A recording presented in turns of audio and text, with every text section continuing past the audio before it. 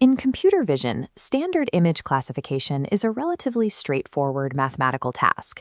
The network evaluates an input and assigns a single categorical label to the entire image.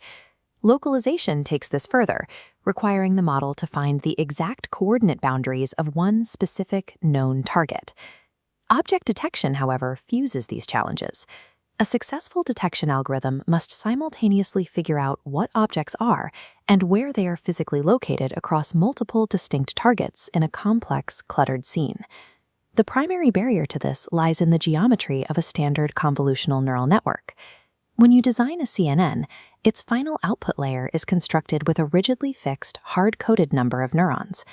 If we feed a network designed to output exactly 8 numbers, representing 2 objects, an image containing 14 objects, the system crashes. It lacks the output neurons required to process the additional coordinate data. We cannot solve object detection through standard regression because the number of objects in any given frame is constantly changing. This creates a structural mismatch between static network layers and the fluid nature of the real world. To bypass the variable output problem, early vision engineers turned to the sliding window approach. This reframes detection into thousands of isolated, tiny classification problems by dragging a fixed-size mathematical window across the image to evaluate individual patches. Because objects appear at different depths, a window that frames a distant car will miss a car in the foreground. To compensate, the algorithm must rerun the entire scanning process multiple times across scaled-down versions of the same image. This strategy forces the system to evaluate tens of thousands of overlapping pixel patches independently, resulting in massive redundant math. Brute force computation is a dead end for real-world engineering. This level of inefficiency makes the approach too slow for real-time applications like self-driving cars. The first step away from sliding windows was the adoption of region proposals. Algorithms like selective search pre-screen the image using basic color and texture grouping to guess roughly 2,000 localized blobs where an object might reside. As the VO says funneling, the blue boxes move into the CNN. This is the RCNN pipeline. It begins by extracting those 2,000 irregular region proposals and physically warping each one into a uniform matrix size. Every single one of those 2,000 regions is then passed independently through a heavy convolutional neural network. The model recalculates features for the same overlapping pixels thousands of times. The pipeline then splinters, handing features to separate support vector machines for classification and disconnected linear regressors to tighten the coordinate boundaries. Executing 2,000 independent forward passes per frame results in a sluggish 47 seconds per image. RCNN moved the computational bottleneck rather than solving it. True speed would require a method for sharing features across the entire image. Fast RCNN achieved efficiency by inverting the order of operations. It executes the heavy convolutional processing before identifying specific regions of interest. The input image passes through the network exactly once. This generates a single, dense, high-dimensional feature map that acts as a summary for the entire scene. Region proposals are then projected directly onto this shared map. Using a technique called ROI pooling, the network extracts fixed-length vectors from these coordinates without recalculating the underlying pixels. By sharing the convolutional workload, fast RCNN processes images in 0.32 seconds, a 146 times speedup over the original RCNN. Solving the neural bottleneck exposed a final barrier. While the network was now fast, it still had to wait for the external selective search algorithm to generate the initial bounding boxes. Before fast RCNN, the training process was fractured. Engineers had to train the feature extractor, the classifiers, and the regressors in separate, isolated phases. Fast RCNN unified these objectives into a single equation.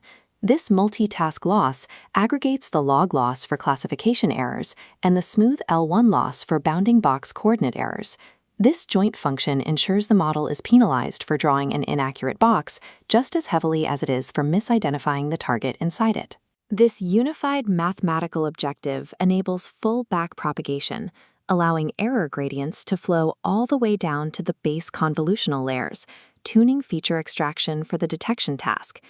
Unifying the objective function integrated localization and identification into a single differentiable learning process. Even at 0.32 seconds, the pipeline was limited because it relied on a slow external algorithm to propose bounding boxes. Faster RCNN solved this by discarding external algorithms and inserting a region proposal network directly inside the neural architecture. This internal network slides a small window over the shared feature map, scanning every spatial location for foreground objects. To structure its guesses, the network uses anchors, predefined fixed reference boxes of varying sizes and aspect ratios. The RPN instantly computes objectness scores and coordinate adjustments for these anchors using the existing feature data. Internalizing the proposals allows inference to drop to 0.2 seconds per image. By absorbing the final discrete step into the neural graph, faster RCNN demonstrated that end-to-end deep learning is both highly accurate and exceptionally fast. With a unified framework established, engineers could optimize the pipeline for different priorities. If speed was the primary goal, the proposal resampling step could be removed. The single-shot multi-box detector, or SSD, achieves 59 frames per second by predicting boxes directly off multi-scale feature layers in one continuous forward pass.